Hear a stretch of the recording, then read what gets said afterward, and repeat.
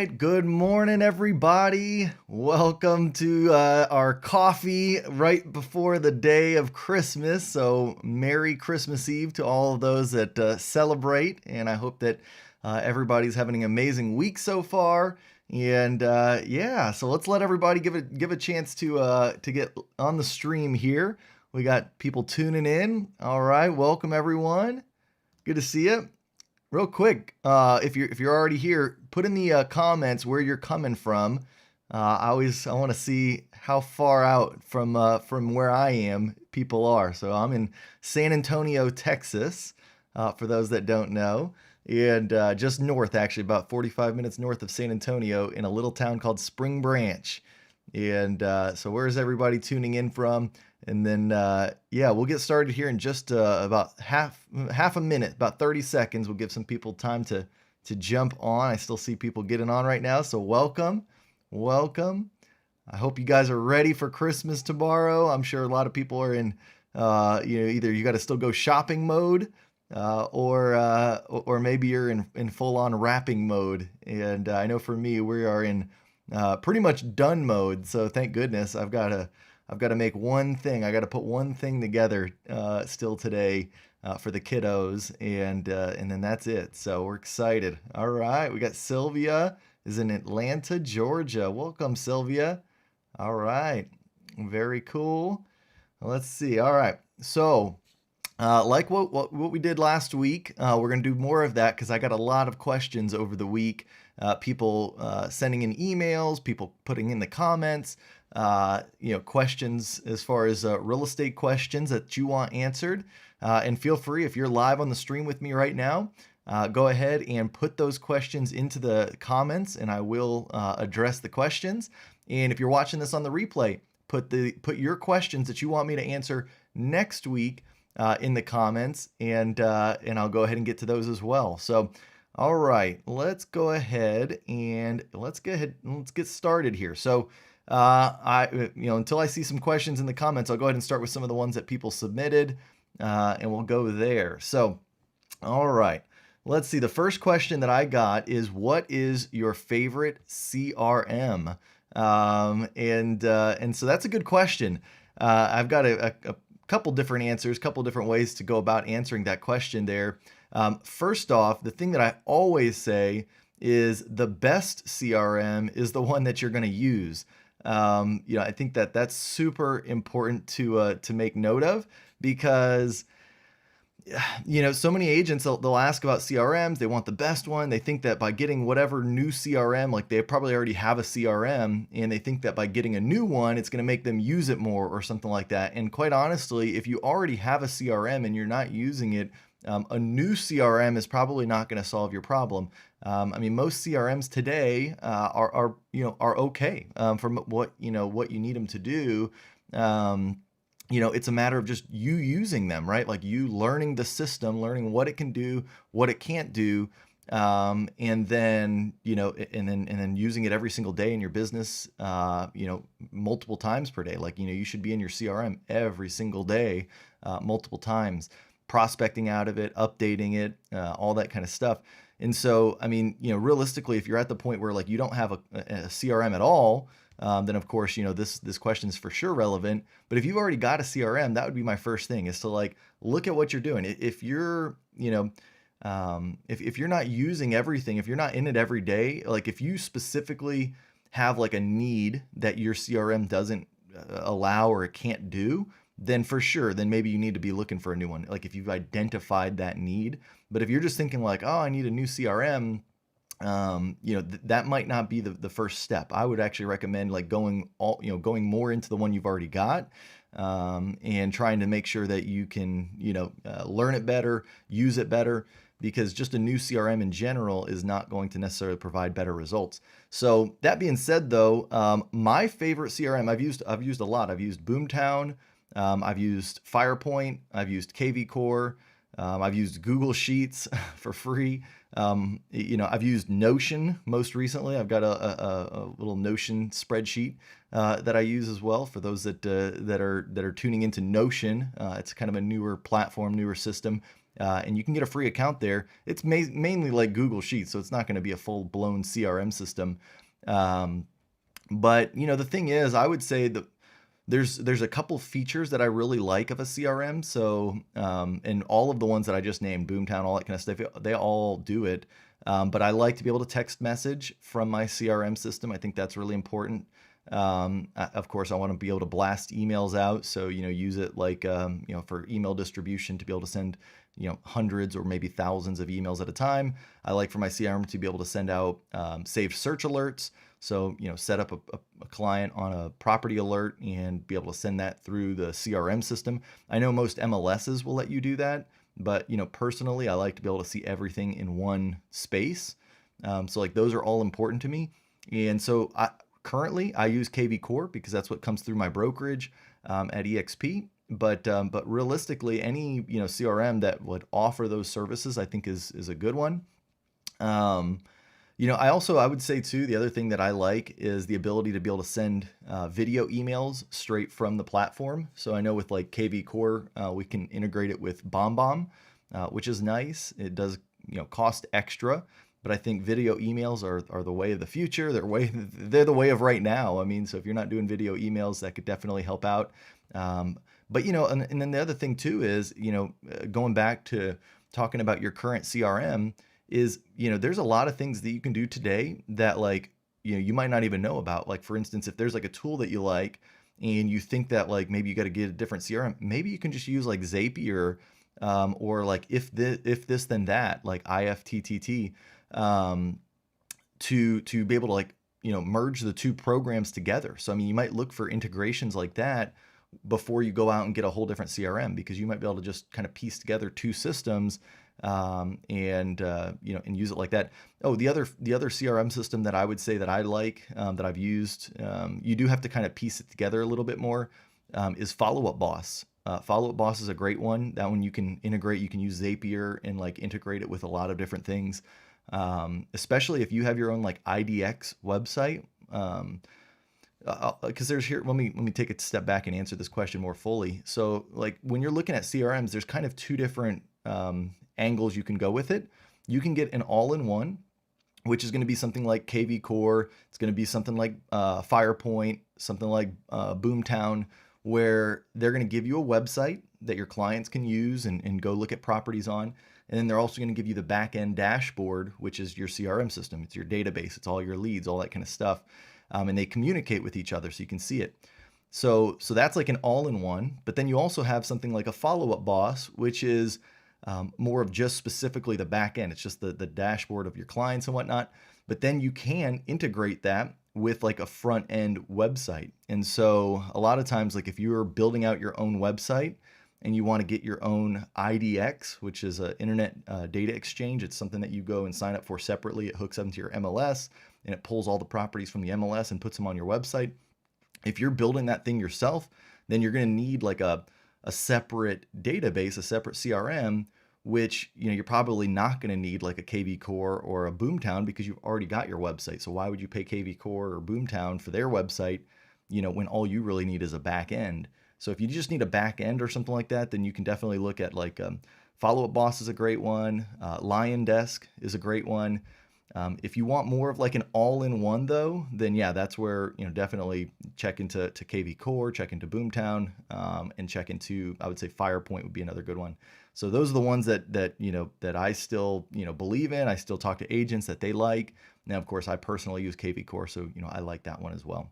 All right, moving on. Let's see here. We've got a couple questions in the comments. We got Nessa from Seattle, Washington. She's got family in San Antonio. Hey, Nessa. All right, let's see. She's currently in school, considering EXP, but scared it won't be enough support in person. Are there EXP teams locally that you could join? Yeah, so definitely. So we've actually got a lot of EXP agents in Seattle. And, I don't know specifically about teams there, like if you're actually jumping on a team. But I know that there's a lot of agents there. And so like the community is pretty robust up that way. I've actually got a few agents of mine that are near that area. I don't think they're exactly in Seattle, but I think they're on the outskirts. And so, I mean, you can definitely like do meetups. Like for instance, here in San Antonio, We do meetups every week on Friday, not today because of the holidays, but typically we do one called like a EXP Explained, a lunch and learn, and so we get to meet up, and then we do an EXP presentation. Then afterwards we stick around and we just mingle and talk about different ideas and stuff like that. So I'm sure that if there's not something already like that, you could be the one to set it up. So I mean, there always could be the opportunity to see people in person. But yeah, I mean, I don't know. I mean, the thing is, like for me, I definitely love the virtual. I mean, I can, interact with my team daily, weekly through Zoom, and that seems to be quite a bit. And then whenever I do need to pick up like a in-person thing, we have multiple events that we do throughout the year, or locally we do those weekly events. So I don't know. I mean, it's definitely a thing you have to. I would say different personality types, will it'll appeal to differently. So I mean, it could be something that you just try it out and see. I know a lot of agents. It's not the most ideal thing is to have to switch brokerages and stuff like that. But in the beginning, when you're trying to figure out like what works for you and that kind of thing, you might have to just see, is this a good opportunity for you? Try it out. Give it 6 months, and then if it's not what you're wanting, then of course you can always go to something that's local. But that's tough. Yeah, I mean, and then the other thing too is like if you're asking about specifically joining like an actual sales team, the thing there is, for one, you'd have to find a sales team that will hire new agents. I don't know if you're full time or part time, but a lot of times, teams do have requirements. Like some, they want experienced agents, to some extent. Some will only allow for full time agents. They don't want, part time agents.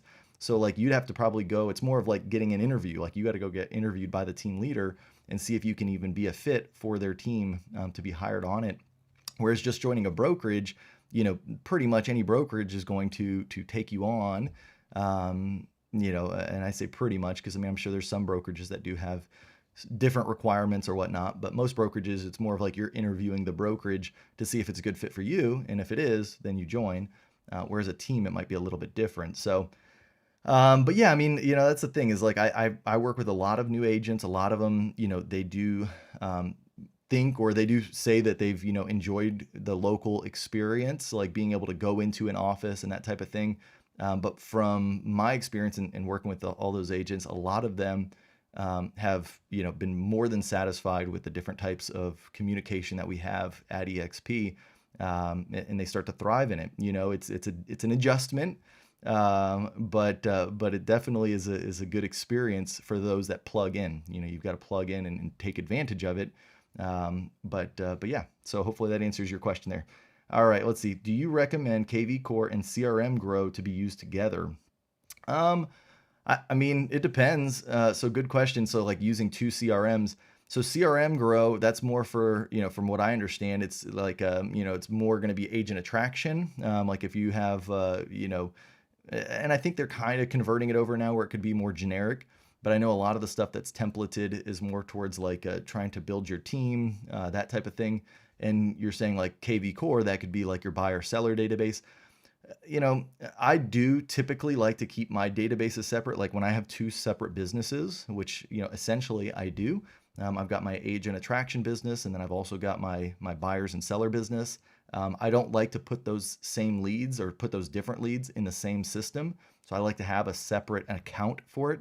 And I know you can filter and you could, tag them differently and keep the same one. But for me, it's just like a mental thing. I like to have one in one and a different one in another.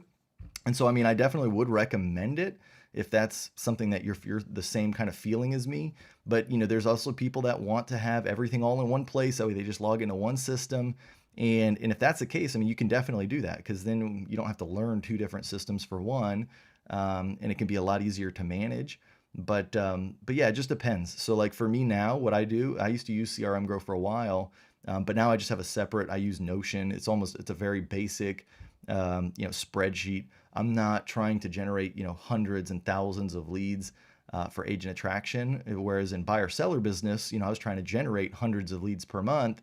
And so I needed something that was very automated. Whereas with agent attraction, I like that to be a little bit more personal, one-on-one. And so I can kind of do that a little easier with just a basic kind of spreadsheet, manual outreach, that type of thing. So I think that's really, it kind of depends on what your goals are for it. But the more leads you generate per month, the more automated you're going to need to become. And so then definitely using a more robust CRM system will help with that.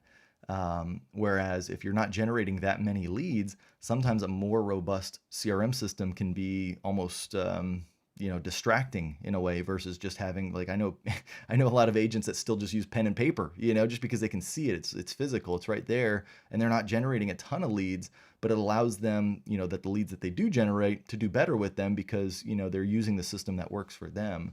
So, all right. Let's see here. The next one, should I join a team or stay a solo agent? So that's a good question. That is, that's a tough one too. I mean, again, first off, I'll point out that, it's not like you can, I get so many agents that are like, well, should I just join a team? It's like, it's not that easy, honestly, to just join a team, right? Like, you've got to find a team and find a team that's hopefully a successful team, because if it's a successful team, usually they're going to have some requirements, or they're going to want, they're going to expect something of you, or you're going to need to have proven yourself to some extent already. So you can't just be like a brand new agent or part-time agent, or, agent that's been in the business for a year and you're just, not selling anything and then thinking you're going to jump on a team and get hired all of a sudden. It doesn't usually work out that way. I know for myself, as a sales team leader for many years, I'd get approached by agents and they'd want to jump on my sales team. And, the thing is, you got to look at it like from a sales leader perspective. We invest heavily, right? Like, as a successful sales leader, sales team leader, you're spending lots of money on paid advertising typically, whether it be Zillow, whether it be Google ads, Facebook. You're spending money on CRM systems. You're spending money potentially on staff, office space, all this type of stuff. And so, you're investing all this money. You need to make sure that the people that you're hiring aren't going to, lose that money for you, right? And so that's why it's a little bit more, there's more risk. So you've got to prove yourself if you're going to be on a team. And if you've been in the business for like a while and you haven't done much and you're just thinking like, well, I'm going to jump on a team because they'll make me successful. Sometimes team leaders, they're not going to appreciate that, right? Like, you need to have shown that, like, hey, maybe it's like, I've sold a few homes, and but I want to do more. Like, I'm hungry. Like, I want to go out there and I want to get more business, and that's why I want to be on this team, because I think I can, contribute and this and that. If that's the approach, then for sure, that could be certainly a good opportunity. Now, just keep in mind though, like, when you go and jump on a team, you're typically going to be building the team leader's brand in business, which that's okay. I'm not saying that's a bad thing. But so you're going to be kind of putting your brand and your business kind of on the back burner for a little while. And maybe that's fine if you just need to go and get the experience and get some deals under your belt and whatnot. And then also you're going to be doing, a decent amount of work for, not as much money as you could make as a solo agent. You're going to, I know some agents that, they'll make a $5,000 or $6,000 commission. And after like the team leader split, after the broker split, after fees and whatnot, like, they take home like $800 or $1,200, and it was like a $5,000 or $6,000 commission. And so, and so it's a little bit, it just depends, right? There's a lot of variables there. But, and as a solo agent, I mean, if you can just hunker down and like learn it and work it, like, hold yourself accountable, like self accountability, like go out there, don't just, say that you're going to do something, but like actually go out there and do it, put yourself on the line, take risks. If you can do that, you're going to get further a lot faster for sure as a solo agent. It's just, it's more risky, right? It's more fearful. And so that's why sometimes agents, they think that going on a team, is a little bit more, safe, which it can be for sure. But there's trade-offs, right? So that's what you got to think about. Yeah, those are kind of the two choices you have to think about between a team or a solo agent. Real quick in the comments, I'd love to see. Yeah, here we go. We got some people chiming in. Are you on a team or are you a solo agent? We've got a good amount of people on the call here. So I see a couple people. Robert says he agrees. He's in Ohio and he's a solo agent. This is the way. Love it. And then we've got Ohio Real Estate is saying he or she has been solo for 16 years. I recommend. Good stuff. Okay, cool. From Canton, Ohio. Man, I love it. All right. There we go. Oh, Oh, Robert is, I was reading the comments wrong. Robert's actually from not so sunny California. All right, love it. And he was agreeing with Ohio that solo is the way to go. Love it. Thanks for chiming in. Yeah, leave a comment, guys. Let me know. Are you on a team or are you solo? And then yeah, still tell me where are you coming from. I'm curious to see where everybody's at on the call. All right. The next one, and I get this question a whole lot. Somebody asks, who created your website? And I'm assuming that you're talking about my kylehandy.com website. That is, that's my main like what blog website where I put all my content, all that kind of stuff. And actually, I created it. I built that out. I've learned WordPress over the last 5 years, I'd say, not like fully all the time, 5 years, just been, into WordPress. I mean, but I'm just saying like I've been in WordPress for 5 years, been working on websites and whatnot. And I've just gotten better at it over time. But it's actually knowing what I know now, like, WordPress is really not that difficult to learn, even as an agent. Like, and if you like a challenge, like if you like to learn things and do new things, like it might be a good opportunity for you to really, to get into it and to master it. It does take time, especially in the beginning, and there's going to be iterations. Like your first website that you build is not going to be as good as like, the final one, or like the one that you eventually are happy with. Like I think for my kylehandy.com website, that's probably like the fourth iteration of it. So like, I've changed it 4 different times over the last, 3 years probably. And, it's funny because you can actually go on the Wayback Machine. I don't know if anybody's used that on Google, but if you go to just Google for Wayback Machine, you can put in any web address, and they store like the website, what it looked like over the past, however many years. And I've done that before. I'll put in my website and look at it, what it looked like 2-3 years ago, and it doesn't look anything like what it looks like today. And so it's just like one of those things where like you kind of learn what you can learn on WordPress and put out something that's, good. And now too, I mean, they make it where there's like templates. So it's not like you're actually building out the website by yourself. It's way easier than it used to be. Like you don't need to know coding or anything like that. Everything's like drag and drop. So just like there's, drag and drop email builders, like when you like want to make like a pretty email, or like using Canva or something where you're just dragging and dropping things. That's almost how easy using WordPress is now. There's definitely more complexities than like something like Canva or maybe like an email builder. There's like little, things that you have to kind of like figure out as you go. But a lot of that stuff, especially now, like with YouTube, that's what I do. I start learning something and then I'll get stuck on a particular thing, and then I'll just go YouTube it, and it's on there, right? And I can find the answer, and then I move on to the next thing. And the cool thing with, why I believe having your own website is so important, even if your brokerage gives you a website, or even if your team gives you a website, is that you own that site and you can build that up over the, years and decades that you're in real estate. And that's one of your biggest assets that you'll ever create, right? And so like, even if your CRM gives you one, that may not be the best option for you. Like me personally, I would prefer to have my own WordPress real estate website with an IDX feed into it.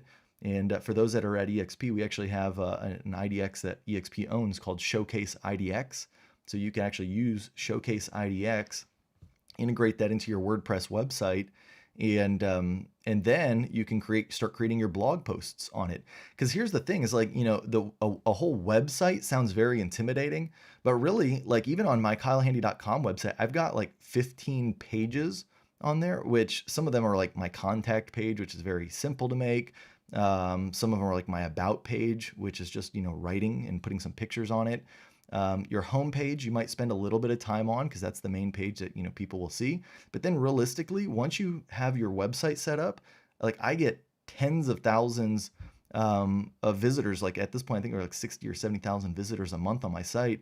And what I'm getting them from are my blog posts, my content. And my content, like once you have the basic framework of your website set up, you're not going to be spending much time, tinkering around with your website. You're going to just basically be creating content at that point, which that's more of like just, you already have your blog post template set up. So anytime you create a new blog post, you just say new, and you just start typing, right? And add images to it.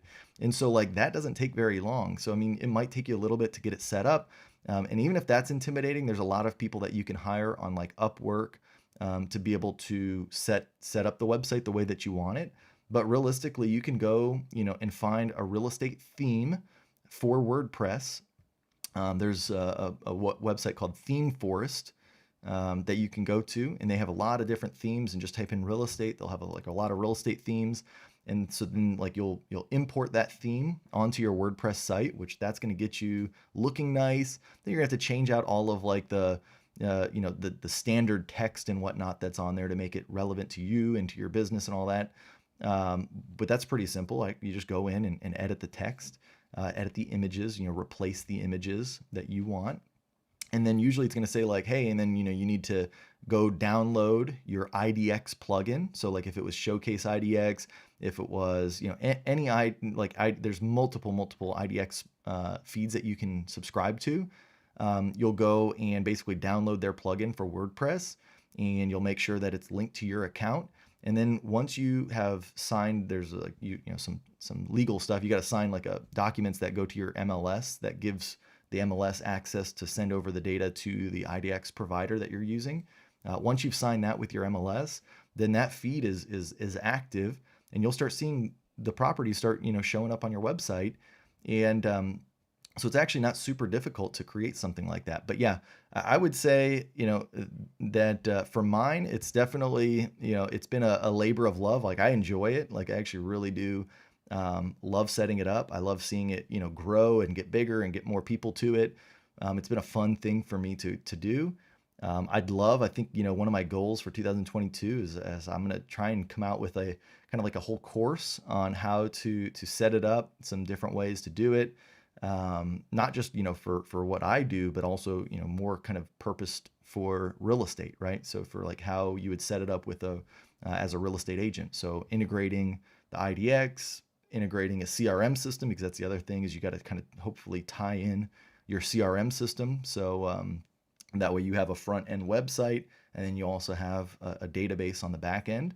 So that's kind of what, I think that would be a really helpful tool for a lot of agents, because then at that point, regardless of what brokerage you're at, regardless of what CRM system you want to use, your website will always be yours. You can move brokerages, you can move CRM systems, and it's not going to affect what you are building on your page, right? Whereas like if you just use your CRM system's website or use your brokerage's website, when you leave, well, now you've lost all that goodwill that you've built up, over the last few years. Or if you switch CRMs, you lose all that goodwill. So, I mean, I think that's why, it's important to own something that you're really investing. Because I mean, honestly, as a real estate agent, we don't have a whole lot of assets. So like as we're building a business, the biggest asset we have is our database, like, our book of business there that we've built up over the years. Like if you're going to ever sell your business, the only thing that people would pay for, the only thing agents would pay for in your business would be your database. And like any branding or like website, that type of thing that brings in leads consistently. Like that's really the main things. As if we're looking at this like a business, that's the main things that are valuable for our business. So anyways, just that's important to talk about. Okay, let's see. Rocky and Taylor, how were you introduced to EXP? Oh my gosh, this is kind of a funny question, funny answer. So I used to have my own brokerage from 2013 to 2017. And, and basically I remember in 2016, this guy named Pat Hayes, who I'd never known really before, reached out to me, and I kind of blew him off. I was like, dude, I've got my own brokerage. Like, why would I ever look at EXP? Not interested. I was like, I didn't want to hear about it. Didn't want to go to some presentation about it. And literally, so I mean, he reached out to me a couple times throughout the year from 2016 to 2017. And then in 2017, it was April. I was sitting down with my CPA, and my CPA, it was a rough year, 2016, right? I had a lot of overhead. I was spending like 25 grand a month in overhead. I had about 15 agents at my brokerage, but they weren't producing enough to be able to cover the overhead. I mean, 20 to 25 grand. I mean, my expenses for the year was like almost $300,000. just in expenses. And those 15 agents that I had, most of them, some of them part-time. I had about 3 agents that were like really, good agents.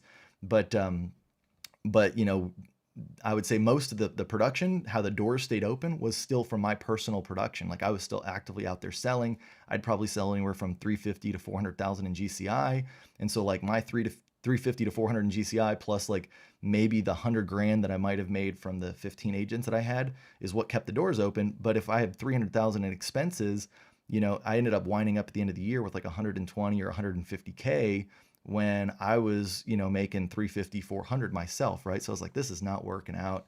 And I had tried so many different things. And so finally I'm sitting down with my CPA in April, and he's like, hey, do you know a guy named Pat Hayes? I was like, oh yeah, he's been, blowing me up for, a year now, trying to get me into this EXP thing. And he's like, man, I just did his taxes. Like, you should talk to him. He couldn't tell me like how much he made or anything like that. But when your CPA, he sees my numbers, that he sees Pat's numbers, tells you should look at the opportunity. You take it a little more seriously. And so that's finally when I was like, all right, look, I'll go sit for a meeting. So I called Pat up and, and had a meeting with him. He shared with me what he had done in 2 years at the time. And I was like, oh my gosh, this sounds really great. The biggest thing was that he told me, he's like, Kyle, you can build a business within a business here at EXP. So like everything I was building, I was thinking like I had to like completely cut ties and stop doing what I was doing. And I really, even though the finances weren't there, I really did like it. Like I did want it to work. And so when he told me like, you can still build your business within a business, but just leverage EXP, to be able to go and attract agents all over, not just in San Antonio, but also leverage our overhead, right? Like you don't have to pay anything. Your agents don't have to pay anything to you. They pay everything to EXP. They kind of, have their own thing, but you can still get a benefit as you build out your team.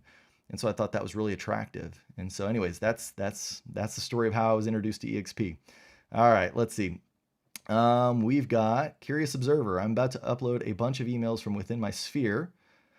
I want to send them an email template that keeps me top of mind, real estate related, and a Christmas cheers vibe. How may you go about it? Sending an email template.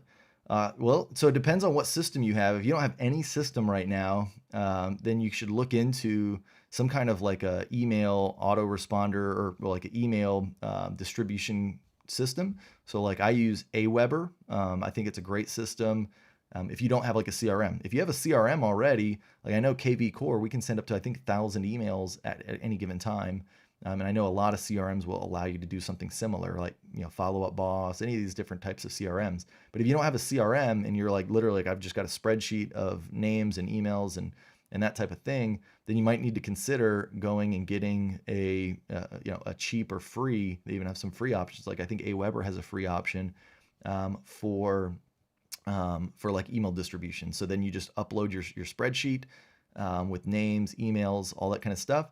And then you create the email on that system on Aweber or whatever. There's all sorts of different ones. MailChimp is another one that you can look into. And then basically, you put your email in there. They even have templates. So like they'll have like Christmas cheers templates, right, on Aweber, and you can choose that, and then just it'll distribute, right. And using a service like that's way better because one, it's a lot faster, and then two, they're very particular about trying to make sure that your emails don't wind up in their spam folders, right. So that's what their whole point is.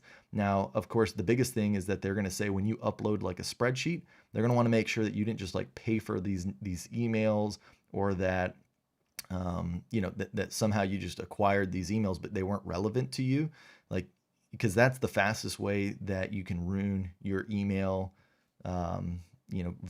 credibility. Because like all these like Gmail, Yahoo, all these different email providers, they look at your open rates, and if you just send something out that nobody knows you, and you ruin your credibility, they'll see that. Like if nobody's opening the emails, then on future emails when you send them, they're never going to even show up in their inbox, and then it's just like a downward spiral because now your emails are not getting opened even more, and then you'll have to basically start up a whole new email address essentially, because it's really hard to recover that once once it's bad. And so like for me, I've got an email list now that's almost about 10,000 people that have subscribed to it. I get about 1,000 subscribers now a month, which is pretty crazy for my website. And so from that though, I'm very like I always, I'm always shooting for about 25 to 30% open rate. And what I end up doing is about every 3 months now is I clean my email list. So I'll even send an email out that says like, hey, I can filter on Aweber people that have not opened an email from me in the last 3 months. So I'll tag those people and I'll just send an email to them. I'll say, hey, because they can all unsubscribe. There's always an unsubscribe link at the bottom, but sometimes people just, they don't see the emails, or it's an email account that they don't check very often. And so what I'll do then is every three months is I'll send out an email that says like, hey, if you're not interested in receiving my emails, it says, if you're interested in receiving my emails, click here and I'll keep you on my list. And I have a little button that basically once they click, it tracks in Aweber. And so then what I can do is anybody who didn't click, which is usually about like 96, 97% of the people that I send those emails to, they'll get unsubscribed. Like I'll unsubscribe them myself, because then it increases my open rate, for the future emails, because I'm now removing all of the people that don't open my emails consistently. So that way I can always be monitoring that. So so hopefully, I know that's a long answer, but I also just wanted to kind of touch on email, because I think email is super important. That's been a huge asset for my business. I think a lot of times, like, we underestimate the power of email and building an email list. But I think that's one of the most powerful things you can build in your real estate business, right? Like, that's part of your database, is having a bunch of email subscribers. So, all right, Ryan Shaw, what's up, man? What's going on? Merry Christmas Eve. Brand new agent, just passed his exam, interviewing brokerages, decided yesterday that I'll be going to EXP. Oh, I love it, man. Welcome to the family. Any advice? Man, plug in, because it's a virtual brokerage. It is different than most brokerages in the sense that, like, you're not going to have as much of like going into an office and that type of thing. Even still, I mean, though, I know people that have physical offices and they still don't plug in. So, I mean, this isn't like just an EXP thing, but if you want to get the most out of EXP, you got to plug in. You got to force yourself to like go and meet people, even though it's online, like, go into Workplace, which is like our personal Facebook for EXP agents and brokers, and just like make connections. It's just like going into, Facebook group on regular Facebook. If you're part of like the Real Estate Mastermind or Lab Coat Agents or any of these types of Facebook groups, and you become part of the discussion, like you start to meet people and do things, like that's kind of what you need to do if you want to get the most out of EXP. And you also need to make sure that you're utilizing the tools that EXP gives you as best as possible. So, because that's the biggest thing, is like at EXP, you get a ton of tools. You get, kvcore being the biggest one. Make sure that, you're maximizing that you're really leveraging it in your business. But I think the biggest thing is just leveraging the people at EXP. And you can't do that if you're, kind of just waiting for somebody to grab onto you. You've got to kind of go out there and make those connections and make this like a real thing for you. So that would be my biggest advice there. All right, let's see. All right, Robert asked if I could touch base on email templates. He doesn't get it. So yeah, hopefully that answered your question there too, Robert. Ohio Real Estate says, agree, left broker 14 years, was moving, and moving was a pain to pull my data. Yeah. And then she said, okay, so he or she, Ohio Real Estate, says 2 years at EXP and very happy. Cool. Awesome. Love it. All right. There we go. Good stuff. All right. I don't see any more questions on here. So if you still got a question for me, go ahead and put it in the comments. I'm still, I think I'm caught up there, but I do have a few other questions here I'm going to jump into that people had asked over the week. This one says here, how much do you pay, or how much should you pay for real estate photos? So, and I think this is going to, it of course depends on your area. But I would say on average, what I think most people spend is probably about $150 to $200 or so, I think is a reasonable price for standard photography, right? If you're talking about like luxury listings and, or if it's like a massive house, a massive mansion or something like that, of course, that's probably not going to do it. If you're in, San Diego or, Miami or something like that, it might be more than that, right? But like average around the country, I'd say like $150 to $200 for standard photos. That's going to get you anywhere from 15 to 30 photos, most likely.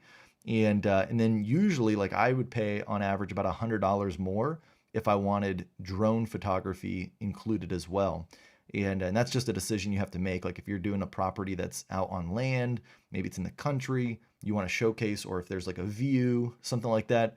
If it's not just your standard like home inside of a community type of a thing, then you might want to get the drone shots. But if it's just like a standard home in the community, I wouldn't spend the extra $100 or something for drone.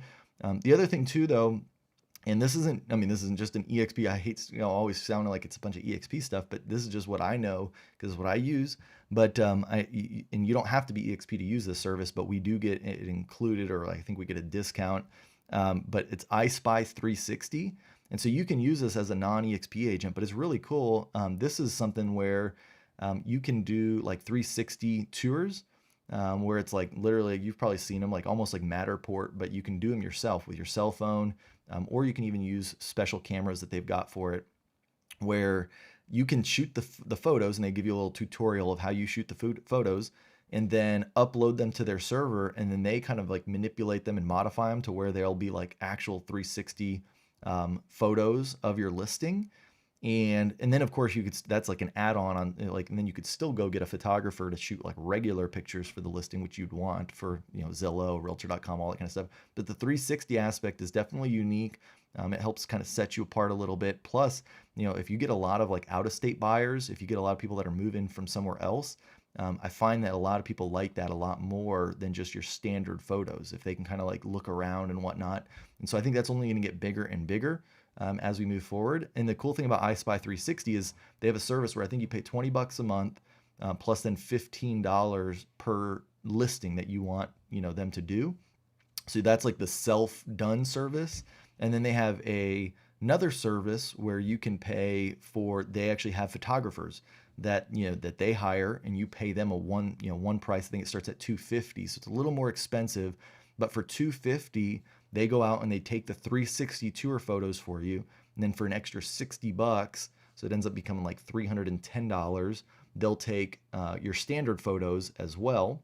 And then I think they have like all these like add-ons, right? And then you can, for drone pictures, you can add on, I think it's like $60 more or $80 more. And then they also can do video for you. So literally it can be like an all-in-one service, if you need. And it just, of course, gets more and more expensive depending on, what you want done, right? And so iSpy 360 is a great one. I think Virtuance is another one that you could look into for photography, that like they're nationwide, and they've got people all over. Now, the other way is just ask around inside different Facebook groups for your area, who people are using for photography, who they like. So that's kind of how you can do that. All right, here we go. Let's see. We got some more questions coming in. For new teams, this is the Davis team asks, for new teams or agents, let me add this to the stream. I haven't been adding these to the stream here. For new teams or agents joining EXP, what should be their number one focus for attracting new business? Sales and attraction. I mean, so it could be a long question here. Let me try and give a not super long answer to this. Number one focus for attracting new business. It depends on what you're already doing in your current business. So like if I don't know what lead generation that you already do. Oh, here, let me read your follow-up to that. It says, so much time can be spent on creating content, social pages, Facebook business, LinkedIn, CRMs, branding, logos. What first and what is most important? Yeah, so ideally, I think the hierarchy always goes, sphere of influence is always like the first place I would recommend any new agent, new team, whatever, to start at, because that's your low-hanging fruit. So like if you're in a market that you've been in for a while, you've lived there, people, maybe you've done, other business there, whatever, then start with your sphere of influence, because these are people that already somewhat know, like, and trust you. And that's going to give you typically your business the fastest. And if you're already doing sphere of influence to some extent, then the next thing would be like, are you doing everything that you could be doing with sphere of influence? Like going even deeper into it if you've got one. Now, if you're like, well, I just moved into a new market, new area, I don't know anybody, whatever, then that may not be the first thing that I would recommend, because you don't have a whole lot, right? That's there. And so So you would build your sphere of influence over time, but that wouldn't be the first thing that you could really focus on. But the first thing I'd focus on, if it's available, is definitely sphere of influence and doing everything that I possibly can with them. And what I mean by that is, of course, making sure that you're calling to start, right? Like you want to make sure that you're rekindling relationships. Like some of these people you might not have talked to for a long time. So like just by doing that, you'll be so surprised. Like I would get on the phone, I would make like call blasts to my sphere of influence where I was like, I'm going to call, as many people in my sphere, this week as possible. And what would end up happening is I wouldn't see like an immediate boost like that day or that week while I'm making the calls, because I'd ask people like, hey, and by the way, do you know anybody that, is thinking about, and most of the time everybody says no, which is okay. But then like within like the next week, next 2 weeks, next 3 weeks, inevitably I'd end up getting like follow-up calls, hey Kyle, it was great talking to you the other day. I was actually just at work and, my coworker is thinking about, selling his house. I, shot him your name, blah, blah, blah. Like all of those types of things would end up happening like in the weeks after, me prospecting. And so like, that's the thing is like rekindle relationships, work the sphere of influence as much as possible. Figure out like some kind of a sending campaign maybe, and this is where you're gonna have to invest a little money potentially if you wanted to. Like Reminder Media, I did a call with the owner over there, and man, their service is great. I used to use something very similar. I didn't know Reminder Media was around. This was like 2 years ago when I was sending out things to my sphere consistently. And now I was like, man, if I was still sending out stuff like doing what they do at Reminder Media, they basically create magazines for you that they send out monthly, and it goes out to your list. They clean your list for you to make sure the addresses are correct. They do a lot there. So like I would look into something like that for your sphere of influence. So that would be my first thing, is like hammer home the sphere of influence as much as possible. If you're like, well, Kyle, I'm already doing that, or Kyle, I don't have a big sphere of influence, then the next thing is like, all right, well, how can we automate? How can we get more leads to you quickly? And then that's like that kind of comes down to like, what's your budget? If you have money to invest, then I would certainly look into investing in Google pay-per-click leads. I think that's just personally, that's the best, bang for your buck lead. If you were trying to choose between like Zillow, Realtor.com, Facebook leads, Google leads, I'd say Google leads hand down. Because like essentially Zillow leads and Realtor.com leads are Google leads, but they're marked up, right? Like you're paying the middleman. Like Zillow and Realtor.com, they're running ads. They're number one on the search, results.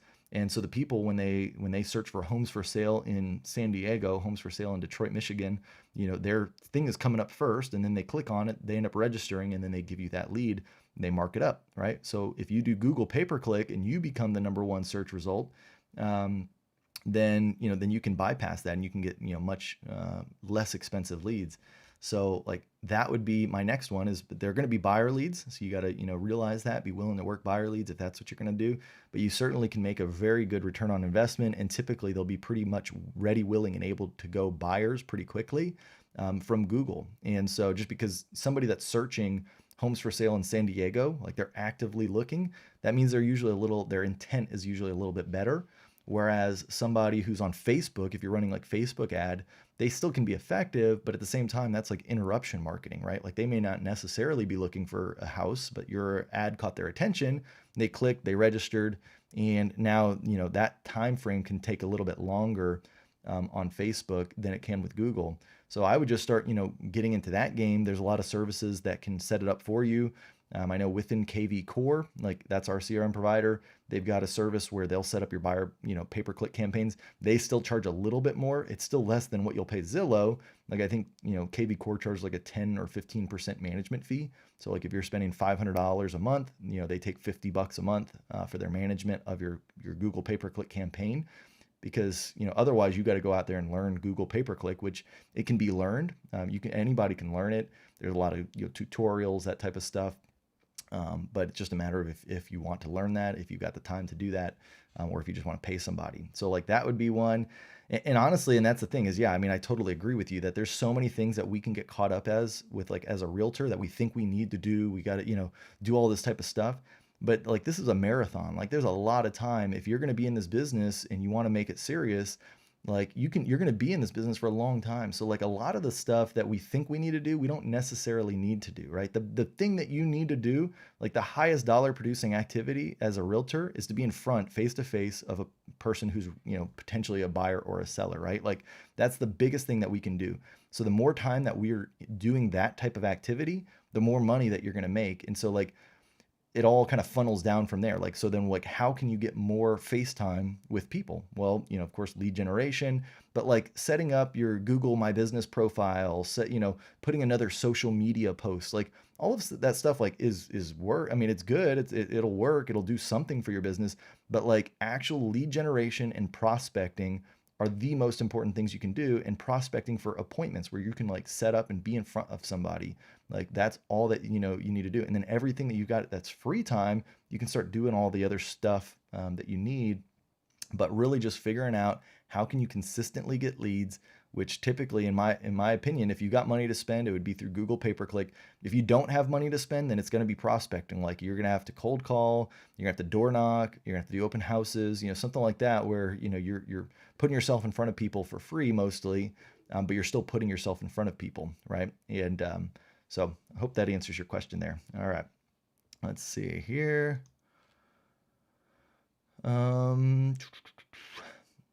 We've got James Anderson says he's getting his license in Canada and he's a full-time firefighter. I plan on joining a team where my clients can be handed off to my team while I am unable to answer calls and text.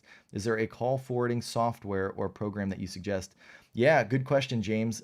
So for free, you can get a Google Voice number. That's, a good service to get started with. I highly recommend that. You can forward that to different numbers if you need. And then, if you wanted to go a little bit more advanced, you could go with like Grasshopper. That's what I use for my business number, where you can set the same kind of thing up. You can send it to, multiple phones at the same time. You can, incorporate text messaging into it. So there's a lot of things, but yeah, the two that I would recommend would be Google Voice and Grasshopper. Go look into those two. All right. Yeah, Zach, have I thought about getting into commercial real estate? I've thought about it, but no, I'm at this point, I'm very satisfied in residential. I do have a few commercial agents on my team, and I'm always like, hey man, I'm glad that it's working for you. And it's definitely one of those things, like I know there's a lot of money to be made in commercial, but it's just not my thing at this point. Like I'm very, I like to stay focused on what I'm good at, what I know. I've been in residential for 13 years. And absolutely love residential. I love clients, working with clients. I love now helping realtors work with clients. Commercial is cool just because it's more like, it's not as emotional, I would say. Like a lot of it is more just like numbers, which that would definitely suit my strong points, I would say. I'm a finance major myself. So I love doing, things by the numbers. So that part of it is appealing to me as commercial. But I think I found my niche within residential, so I'm pretty happy. But glad it's working out for you, Zach. Thanks for jumping on. Sylvia Rosner, I'm on Jay Kinder's team. Are you on his team or Brent Gove? Yeah, no, Sylvia, love Jay, great guy. Met him many times. Him, Mike Reese, Al Stasik, all great people. Brent Gove, amazing, great leadership. I'm actually, I'm a brother. I'm on a separate, line than those guys. But I definitely connect with them. I talk with them pretty often. And Brent is just amazing. Brent, at this point, like I don't get to talk to him as often, maybe at events and stuff like that. And I know he's living his life there in Puerto Rico. So super happy for Brent. But and then I know he also still goes back to California. So I'm just thinking like he's just like, living the life or something, but he's very involved, very active with his team.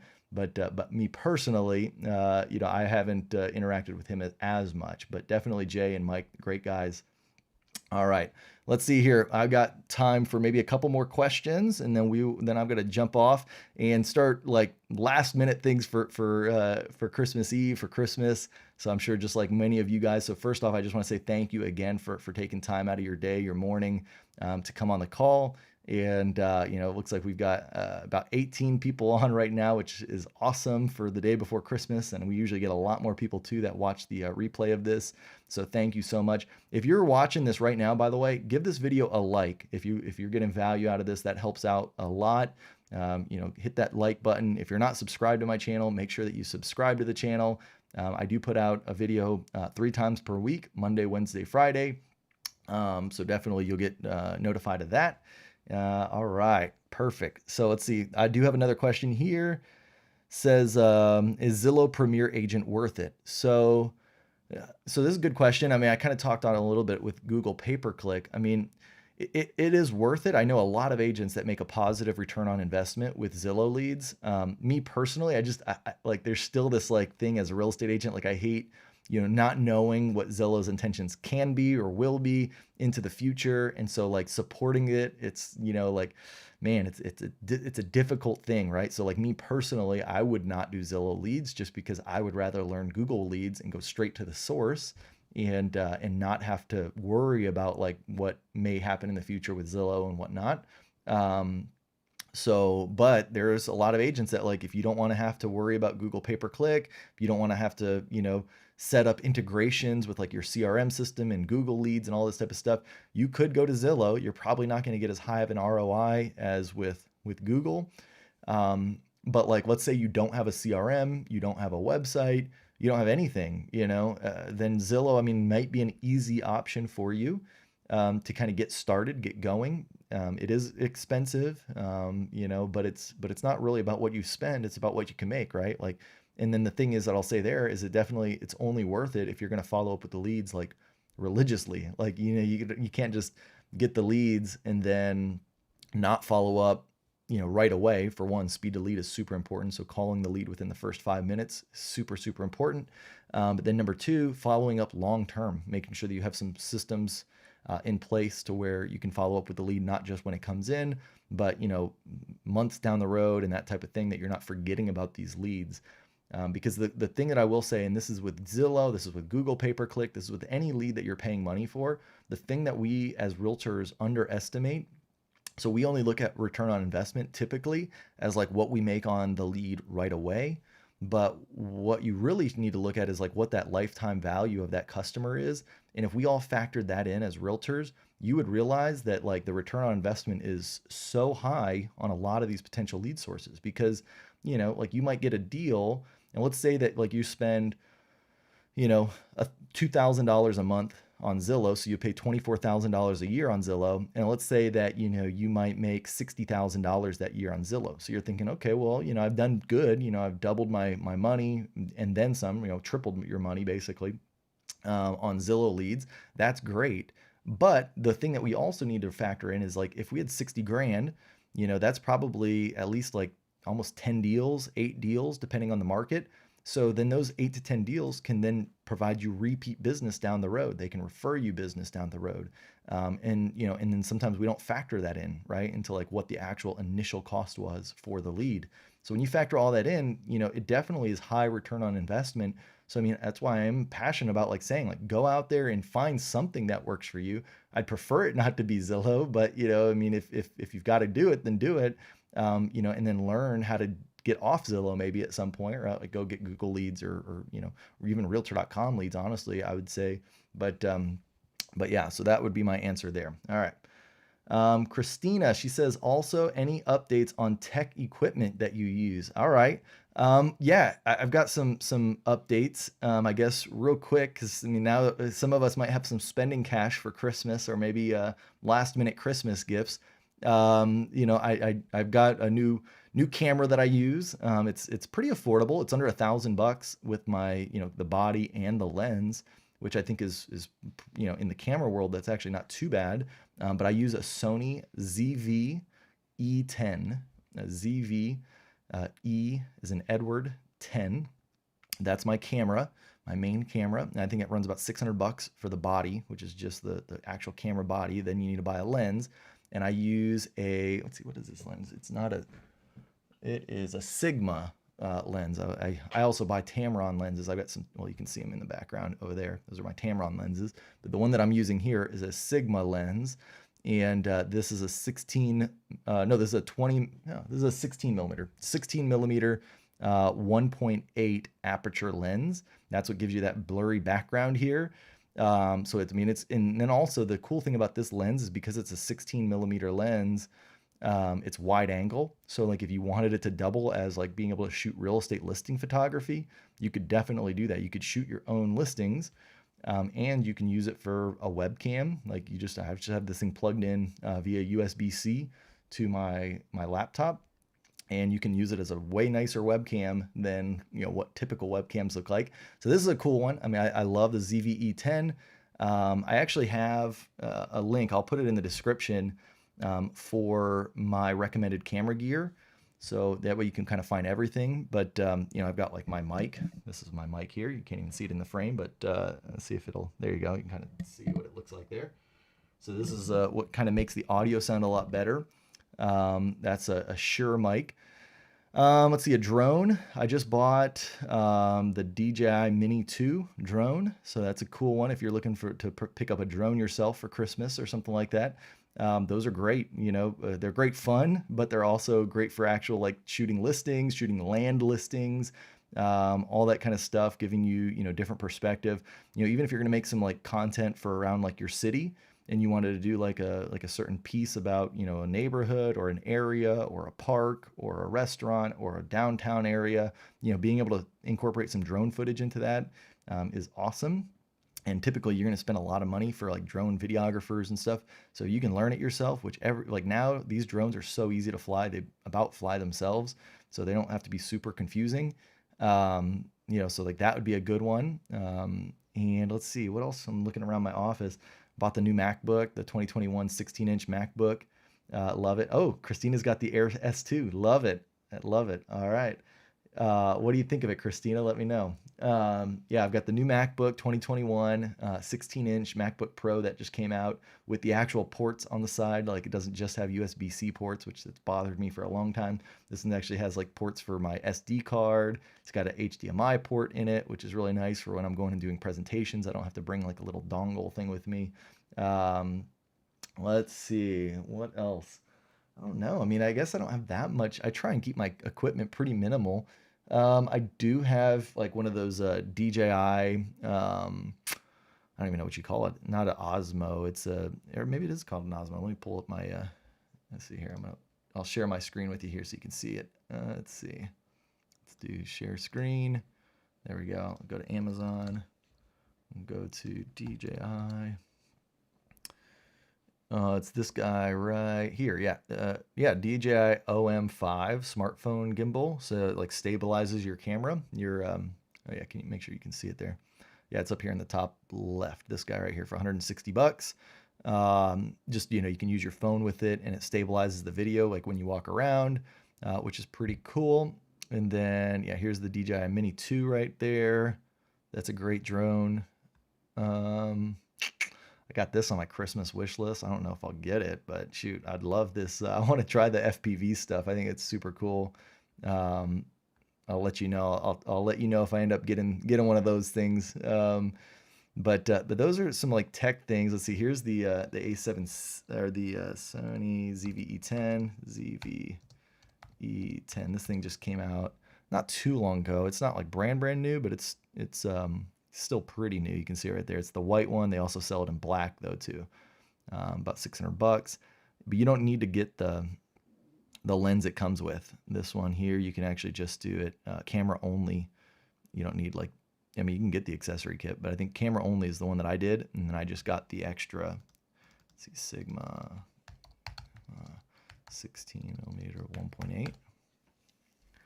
think that's what it is. Oh, it's a 1.4. That's what it is. 343 bucks. It's this lens right here. So that's what I got there. All right. So Sylvia says, only thing it lacks are side sensors, working on confidence not to crash. Luckily, yeah, the SE2. I think, yeah, so the Air S2, yeah, it doesn't have side sensors. I think, let me see here. My DJI Mini 2. I forget if this one has side sensors or not.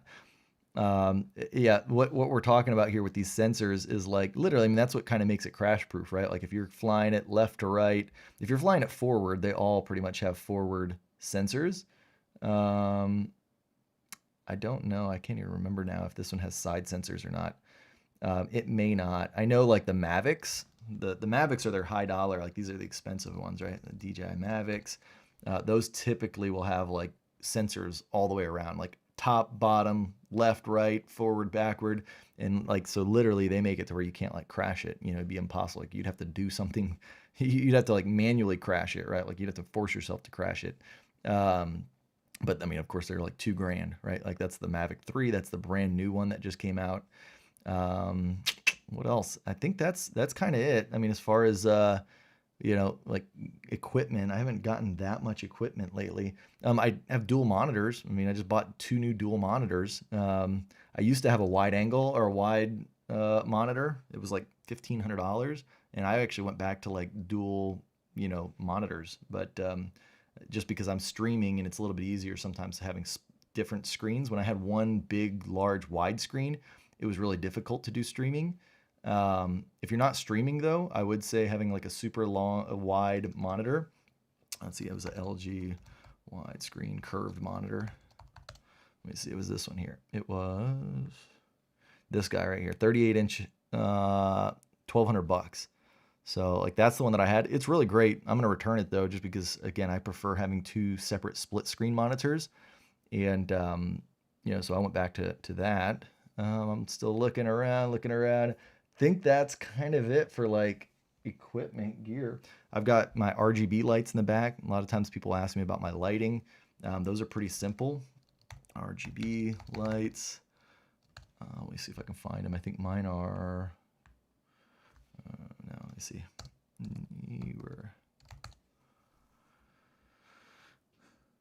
Yeah, it's like these ones here. There you go, like $279 for a 2-pack. I don't know the difference here, but yeah, $279 for basically a 2-pack there of these lights to go behind you. So like those are kind of cool for giving you a little bit of contrast in your background. So Christina asks, favorite drone channels. Man, I haven't watched a drone channel specifically in a while, but the one guy that I like that does drone stuff and a lot of other stuff, his name's Potato Jet. This guy right here. Great channel, like on YouTube. He you know, reviews all sorts of different type of gear. But yeah, I love just the way he does his analysis of stuff. So there you go. Hopefully now you got some more watching to do today. But that being said, guys, it looks like we're here at the top of the hour. So I will go ahead and let everybody get on with their Christmas festivities. And thanks again for tuning in. Make sure you know that you tune in next week on Friday. We're going to have it usually, so normally it's Saturday, but again, because of the holiday, you know, next week being, you know, Saturday is New Year's Day, we're going to do it New Year's Eve. So join me Friday morning, and I'll be answering more questions of yours. And then if you want, again, put the questions in the comments of this video and I'll get to them next week. And then if you're on the call live, I'll answer them right on the spot, just like I did today. So thanks so much, everybody. Have a great day. We'll talk to you later. Bye-bye.